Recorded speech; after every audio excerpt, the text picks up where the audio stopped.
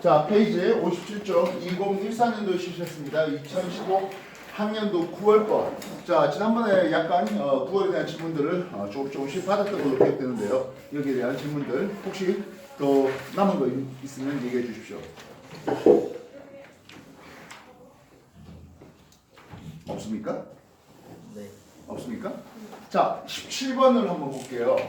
17번 이제 돌림힘에 대한 질문인데요. 그지? 우리가 돌림힘에 대해서 살짝 좀 소개를 좀 해봤습니다. 또 그 돌림힘은 어떻게 표현됩니까? 하면 어떤 회전축이 있었어. 이 회전축에 대해서 눌러준 힘과 거리와의 관계, 거리와의 곱을 얘기하고 있습니다. 즉, 힘 F 곱하기 R을 통해서 돌림힘이 나온다 하는 부분이에요. 그럼 이 놈이 안 돌아가는 이유는 무엇입니까? 하면 이 회전축에 대해서 시계 방향의 돌림힘이 있었다면 반시계 방향의 돌림힘도 있었다는 얘기가 되겠죠. 반시계 방향의 돌림힘 이쪽으로 F'을 넣을게요. 그리고 이쪽까지 거리 R'이 있다면 그래서 F' 곱하기 R'의 요 반시계 방향의 돌림힘과 F 곱하기 R의 시계 방향의 돌림힘마다 같다는 뜻입니다. 대표적인 돌림힘으로 소개될 수 있는 게 뭡니까? 하면 지뢰가 들어갈 수 있다고요. 우리가 흔히 제1종 지뢰라 불러주는 받침점이 여기에 있고 물체의 무게를 웨이트라 합시다. 결국엔 mg만큼의 되겠지요. 그래서 이걸 내가 들어 올리려고 합니다. 이쪽에서 눌러줘야 될 힘 F는 어떻게 되겠습니까? 하네요. 요 받침점을 기준으로 했을 때 토크 시계 방향 돌림힘 내가 힘을 주려고 합니다. 이만큼의 거리를 B라 할게요. 물체는 요만큼의 거리를 A라 할게요. 힘 곱하기 B만큼의 시계 방향 돌림힘은 토크 반시계 방향 돌림힘. 결국엔 물체가 이렇게 돌아가는 이게 반시계 방향 돌림힘이 되겠죠. 반시계 방향 돌림힘은 물체의 무게 곱하기 A가 되고 있습니다. 그래서 내가 넣어줘야 될 힘의 크기는 얼마가 됩니까? 라는 질문에 대해서 여러분들이 지뢰에 내가 가해줘야 될 힘 하면서 물체의 무게 대비 B분의 A 요 크기를 그래서 B의 길이가 길어지면 길어질수록 나는 힘을 좀 작게 주어도 이 물체를 들어올 수 있거든 하는 그런 내용들을 소개받았을 겁니다. 다만 그때는 돌림힘이라는 표현은 쓰지 않았고 그냥 지뢰의 원리 이런 식으로 소개가 됐을 것이겠습니다. 자, 17번에서 얘기하는 게 무엇입니까 하네요. 지금 어떤 양팔저울이라고 생각해 볼 수 있겠습니다. 그렇지? 양팔저울에 이제 A의 길이에 B의 길이에 어떤 물체가 라지 M의 질량체가 놓여있고 여기에 스몰 M의 질량체가 놓여있다 했다면 이제 결국엔 라지 M 곱하기 A의 크기와 스몰 M 곱하기 B의 크기가 서로 같았을 때 이 양팔저울이 가만히 있거든 하는 그런 내용이 문제입니다. 막대의 질량은 무시한다든지 그런 정도의 중간적인 막대의 질량을 무시한다 하는 그런 가정은 해놓고 있습니다. 실상 막대가 균일한 모양이었다면 그리고 그 막대의 무게중심이 이 축에 있다면 실제로 필요하진 않았던 부분이 될 것 같습니다. 자, 이런 거를 기준으로 삼아서 문제가 17번 한번 풀어보시오 하는 질문인 것 같습니다. 만들어 보십시오. 돌림힘에 대해서 이렇게 힘 곱하기 거리, 그죠? 또는 무게 곱하기 거리 이런 것들이 서로 평행을 이루고 있는 그런 관계입니다. 알겠습니까? 네, 물론 실제는 이제 mg, 스몰 mg 무게가 되니까 g가 더 들어갑니다만은 다 g가 즉 중요가수 없고 페이지 거니까 신경 쓰지 않고 그냥 문제 풀어도 상관없는 문제일 것 같습니다. 17번 답 내보십시오. 4번. 아직 안 푼 사람도 있잖아요. 아 진짜 너무나. 이제 새로운 빌런이 나타난 거야? 아니 옆에 대놓고 답지가 있는데. 예, 그렇죠. 답지 배우면서 공부하세요. 괜찮습니다. 지금은 아직 여러분한테 돌림힘을 제대로 강의한 적도 없고 하다 보니인데 그래도 문제 풀다 보면 돌림힘 문제가 어쨌든 조금씩 나오기 때문에 힘 곱하기 거리 R이라는 이런 관계식을 이용해서 한번 풀어볼 만한 것들 해보시는 거예요. 답 만들어 보십시오.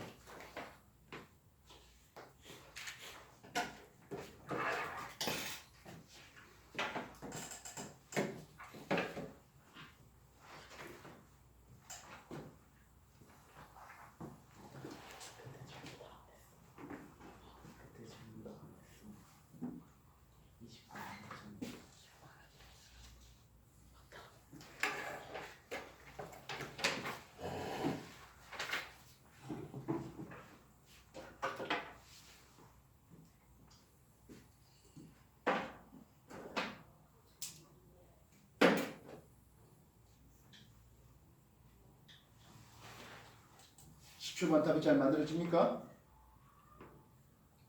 17번 나 이거 어떻게 푸는지 전혀 모르겠는데요 하시는 분 괜찮습니다. 설명해 드릴게요. 여러분들이 질문 없으면 나도 설명 안 해요. 알다시피. 풀고 있는 중이에요. 조금 더 기다릴 거야.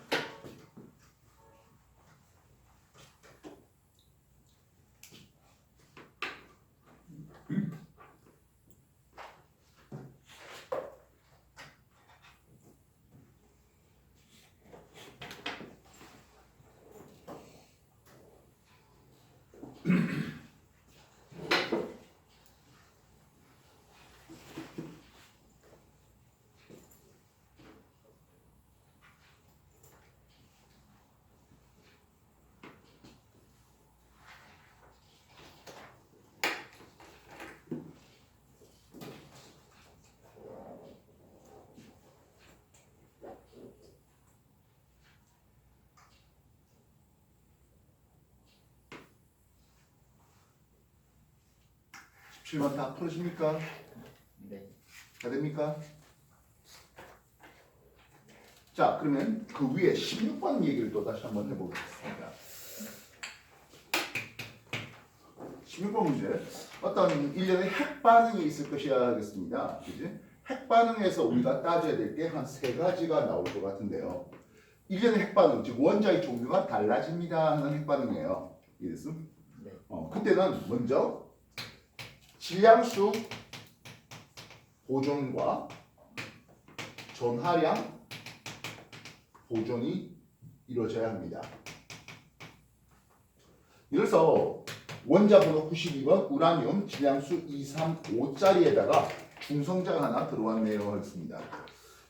요 왼쪽 하단에 쓰는 게 무엇입니까? 하면 원자 번호잖아요. 네. 원자 번호는 양성자의 개수를 얘기합니다.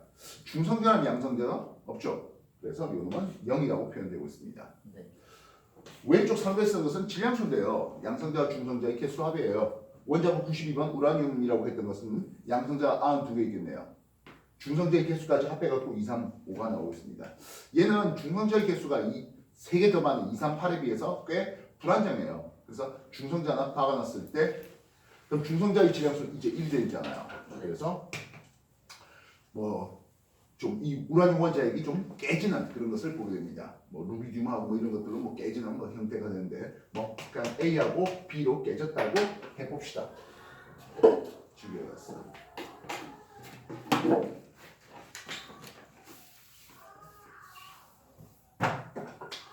나중에 뭐 쪼개지는 원자들의 종류에 대해서 뭐 나올 거예요.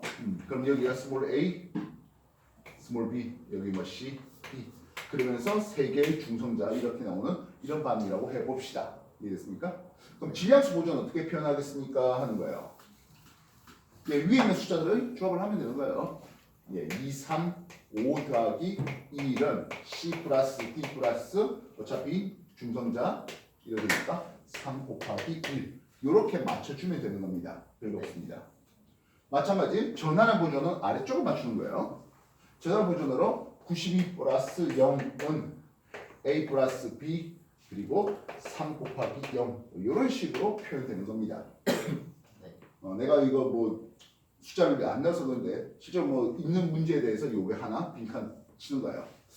이렇게 위쪽 상단의 질량수 보존과 아래쪽 하단에 있는 전하량 보존을 맞춰주시면 되는데요. 문제는 돌턴이 틀렸죠. 질량 보존이 일어납니까 하면 질량 보존은 일어나진 않습니다. 즉 질량이 줄어들어요. 질량이 감소해요. 그래서 델타 M 반응 전후의 질량 감소량 곱하기 C의 제곱을 하면 에너지가 그만큼 방출하거든. 질량 결손을 통해서 에너지가 방출하거든 하는 그런 핵반응을 얘기합니다.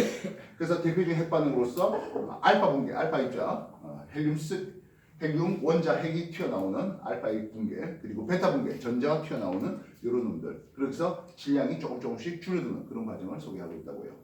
16페이지에 풀어보셨습니까? 16번 문제 풀어보셨습니까? 60페이지에 16번 문제 풀어보셨습니까? 다 풀었습니까? 아마 뭐 우택쌤하고도 공부가 좀 된 것 같은데요. 안 풀어보신 분들은 한번 풀어보십시오. 알파 붕괴는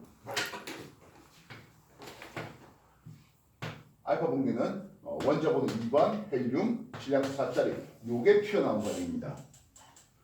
그래서 만약에 A라는 놈이 A, B 이렇게 된 놈이 C라는 놈으로 C, D 되면서 알파 입자가 튀어나왔다면 2, 4, 헬륨 이렇게 되는 거죠. 그러면 B는 D 플러스 4의 값을 가져야 되고 A는 C 플러스 2의 값을 가져야 되는 이런 형태가 되겠습니다. 반면 베타선이라고 하는 것은 전자인데요. 전자는 질량은 제로가 되겠죠.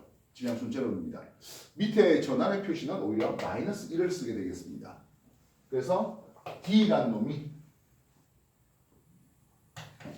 전자를 내고 E가 된다라고 한다면 여기에 뭐 A 다 썼네, CD 다 썼네, 그냥 A, B, CD 다시 합시다. 되겠나요?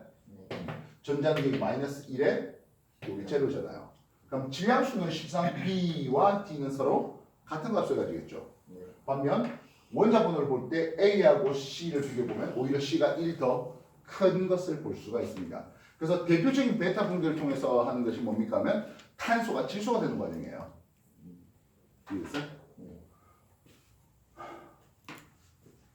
그래서 대표적으로 탄소 원자번호 6번 질량수 14짜리 그래서 14탄소가 붕괴되면서 7번 질소가 되면서 전자를 내는 대표적인 베타 분결을 통해서 그래서 저 탄소 14짜리의 양을 측정해서 저기 이제 반감기가 일정하다 보니까 저 유물이 몇 년 전의 것인지 확인하는 그런 놈들도 나오고 있고 이건 또 지구과학에서 많이 사용되는 방법이기도 하겠습니다. 16번 아직 안 풀었다는 사람들 한번 풀어보십시오.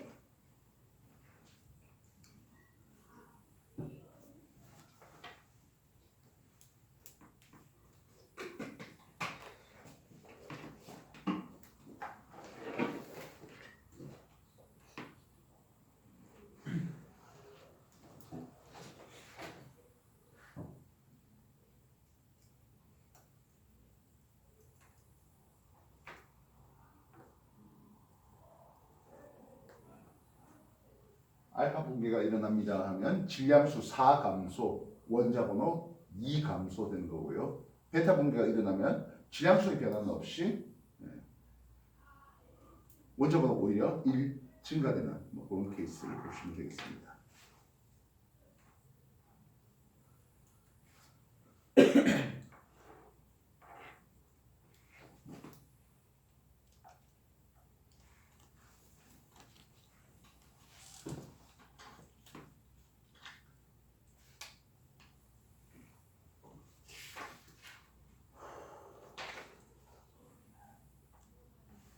십육 번 설명 필요 없는 사람 다 됩니까?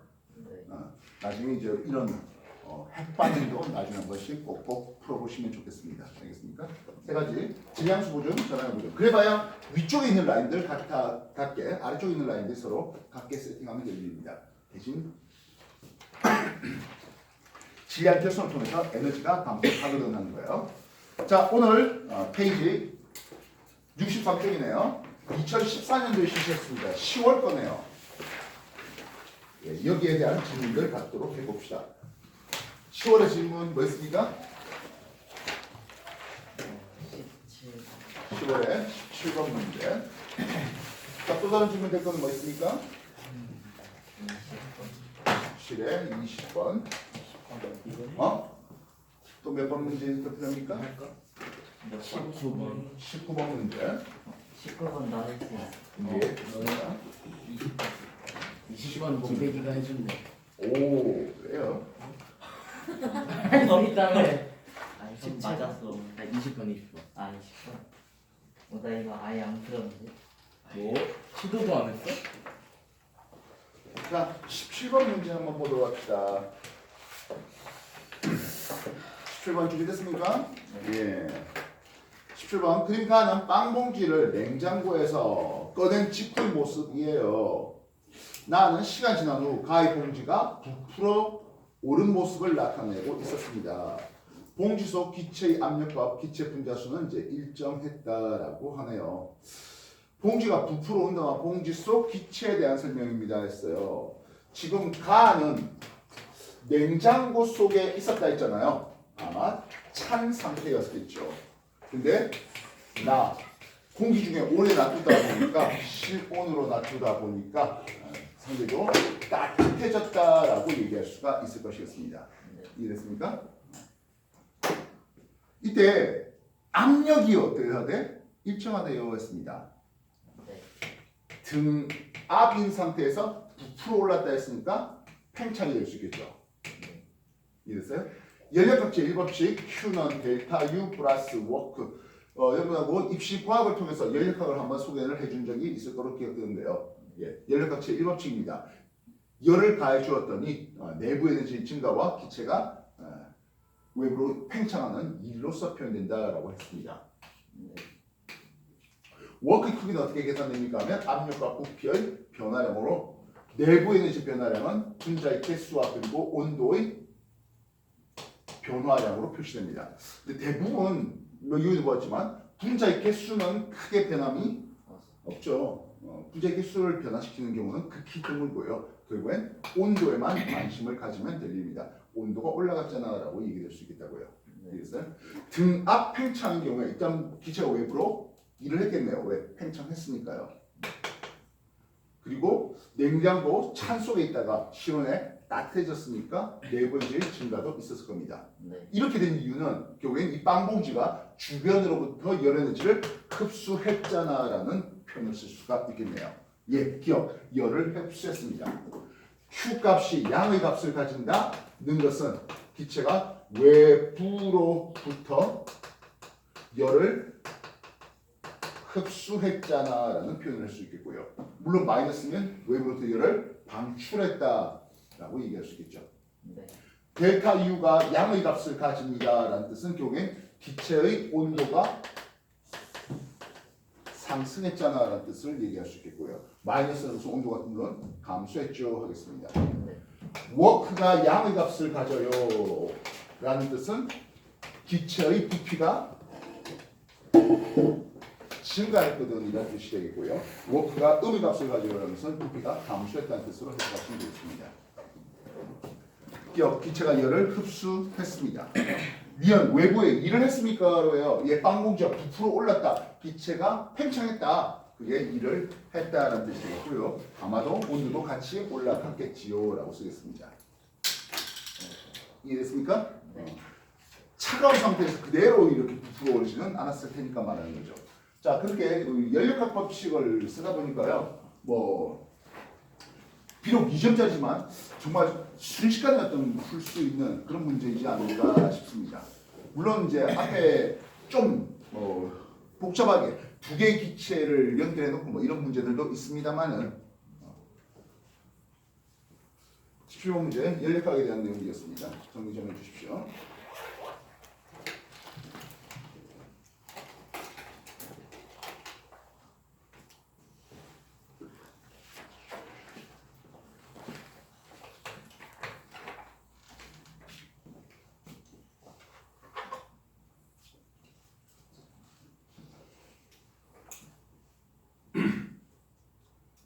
자, 19번 문제 보겠습니다. 그린가는 전동기가 실로 연결된 물체 A에 50N의 힘을 수평방향 작용하고 있는 모습을 나는 전동기가 실로 연결된 물체 B에 역시 50N의 힘을 연직 방향으로 작용하고 당기는 모습입니다. A, B의 질량 각각 20에 4kg짜리고 0초일 때 모두 운동하기 시작했다고 합니다. 0에서 2초까지 A의 운동 에너지 증가량과 B의 역학 에너지 증가량으로 옳은 것을 골라보소 했습니다. 이때 마찰은 뭐하래? 무시하래. 친절한 문제죠? 네, 마찰 무시하랍니다. 질량체 M의 힘 F를 땡겼습니다. 거리에 대한 정보는 없이 뭐만 주었다? 델타 T, 시간의 변화만 주었습니다. 확인됐습니까? 그럼 어떻게 쓸까? 우리가 역학의 양대국식이라고 하는 것은 충격량 E 플러스 I는 힘과 시간의 곱인데 이게 결국엔 운동량의 변화량이잖아 라고 하는 요식을 한번 써볼까 싶습니다. 힘을 얼마 줬답니까 하면 힘 F가 50N을 땡겼다고 합니다. 예, 50N 땡기고 몇 초 땡기라 했습니까? 2초 땡기라는 것 같은데요? 예, 2초 땡기랬습니다. 그래서 충격량이 얼마 된다? 100 뉴턴 세컨가 될 것이겠습니다. 그렇다면 이거는 운동량의 변화량. 어차피 처음 운동량은 0이었어요. 즉 0초일 때 운동을 시작했다는 것은 그 전까지는 정지해 있었잖아라는 뜻으로 해석할 수 있겠습니다. 이해됐어요? 되나요? 그렇다면 나중 운동량이 되겠죠. 결국엔 질량 m 곱하기 나중 속도 v가 될 것이야. 질량 m이 얼마였습니까? 하면 a는 20kg짜리인가요? 예, 20kg짜리 합니다. 되겠습니까? 그러면 v는 얼마다? 예, 5m/s가 즉 2초의 속도 v2 2초의 속도가 5m/s가 될 것이겠다는 거죠. 네. 되겠습니까? 그렇다면 결국엔 이 전동기가 해준 워크 일은 합니다. 결국엔 에너지의 변화가 있어야 한다는 뜻이죠. 네.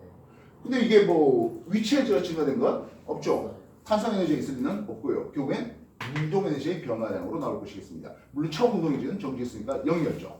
그래서 2분의 1에 질량 20에 속력, 나중 속력이 5에 조금 되겠네요. 산소에서 얼마 나옵니까? 250.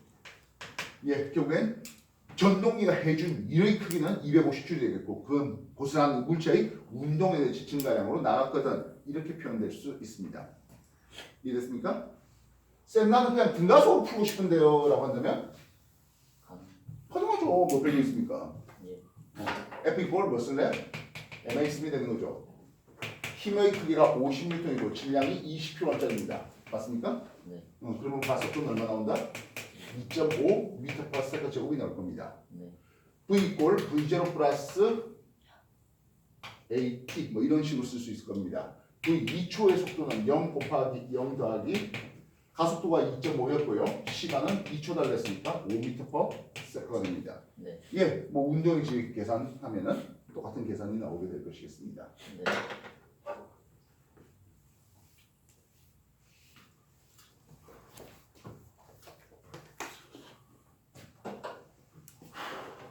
그다음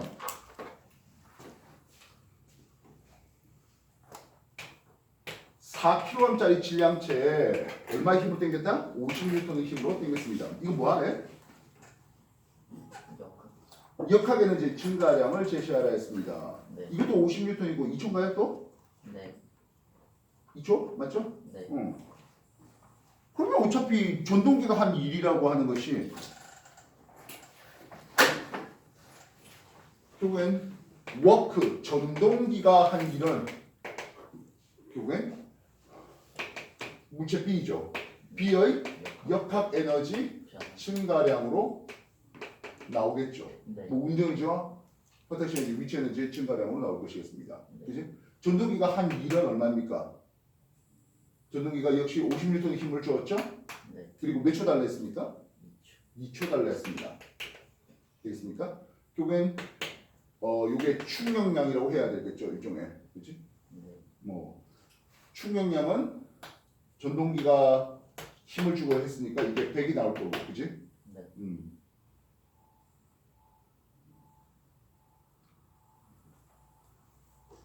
똑같은 얘기지.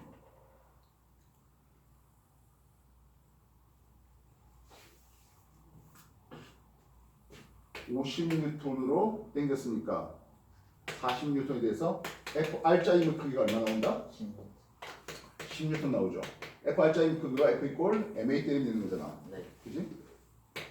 힘이 얼마 나와? 질량이 4kg짜리에 가속도 나오겠고요. 가속도가 얼마 나온다? 2.5m/s 제곱이 나옵니다. 네. 2초간 올라가라 했잖아. 그지? H는 V0t 플러스 2분의 1 AT의 제곱에서 V0 없고, 그지?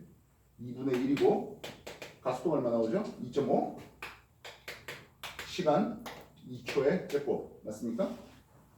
한 5m 올라갔죠. 네. 그래서 EP 위치 에너지의 증가량은 질량 4 곱하기 중가속도 10 곱하기 높이 5까지 탄소에서 얼마 나옵니까?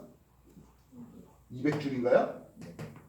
그리고 속도 V는 V0 플러스 AT식에서 가속도가 2.5에 시간 2초 달랬죠. 그러면 5m/s 될 것이겠습니다. 맞습니까? 네. 그러면 키네틱 에너지 운동 이전은 2분의 1의 질량 4의 속력 5의 제곱. 산소에서 얼마 나오죠? 50. 50줄이요? 그지? 맞죠? 네. 그래서 위치의 증가량 200줄과 운동의 증가량 50줄, 뭐 250줄만큼 될 것이겠습니다. 네. 결국엔 힘의 크기하고 힘의 크기와 해준 시간이 서로 같다 보니까 뭐 서로 똑같은 내용을 얘기하는 부분이 될 것 같네요. 되겠습니까?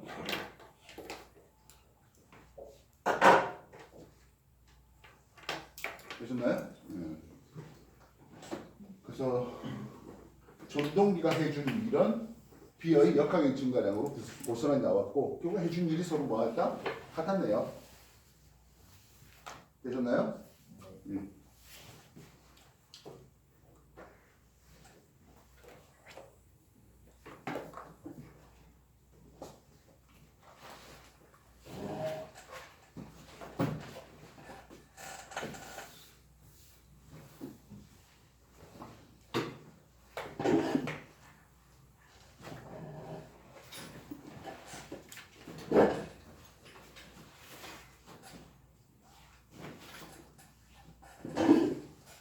예, 뭡니까? 자, 20번 얘기해 보겠습니다. 20번. 그림가와 같이 길이가 L인 막대에 질량 스몰 m인 추와 질량이 각각 라지 m인 물체 AB를 매달아 두었고요. 이때 B만을 물에 완전히 잠기게 하였고요. 막대가 수평을 이룬 채 정지해 있었습니다. 그림 나는 막대와 A 연결실을 잘랐는데요. A는 물의 절반만 잠기고 B는 전체가 잠겨있는 모습이고요.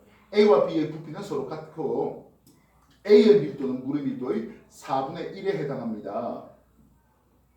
그림 가에서 줄이 매달린 지점으로부터 A가 매달린 지점까지의 거리 X는 얼마나 되겠습니까? 하는 질문이에요. 자, 20번 문제는 돌림 힘에다가 부력까지 합해진 개념이 됩니다. 부력의 얘기를 다시 한번 소개하죠. 어떤 유체에 잠긴 물체가 그 유체부터 떠받치게 되는 힘을 우리는 부력이라는 힘을 씁니다. 네. 그래서 떠 있는 물체가 있을 것이고 잠겨 있는 물체가 있을 텐데요. F 부력은 로우, 이 로우는 유체의 밀도를 얘기하고 있습니다. 뭐 물의 밀도를 생각해도 괜찮겠습니다. 유체의 밀도 곱하기 중력 가스도 곱하기 그리고 V인데 이 V는 잠긴 유체의 잠긴 부피를 얘기합니다. 지금처럼 완전히 잠겨 있다면 이 V는 물체의 부피 그 자체가 되겠습니다만은 그렇지 않냐고 이렇게 떠 있는 물체는 잠긴 부피, 요 부피만을 얘기하는 겁니다. 특히 이렇게 떠 있는 상태에서는 밑으로 내리게 하는 중력과 이놈을 떠받치게 만드는 F 부력이 뭐하다? 힘의 평형 관계에 있습니다. 그렇다면 얘는 어떤 힘이 평형 관계에 있겠습니까? 하는 거예요. 밑으로 내리는 중력이 있겠고요. F 부력도 있는데 이 둘의 합이 평형입니까? 하면 그렇지 않죠. 뭐가 더 필요하다? 그렇지. 바닥이 이 물체를 떠받치는 수직 항력까지 합한 두 놈이 물체의 중력과 같은 이렇게 표현될 수 있겠습니다.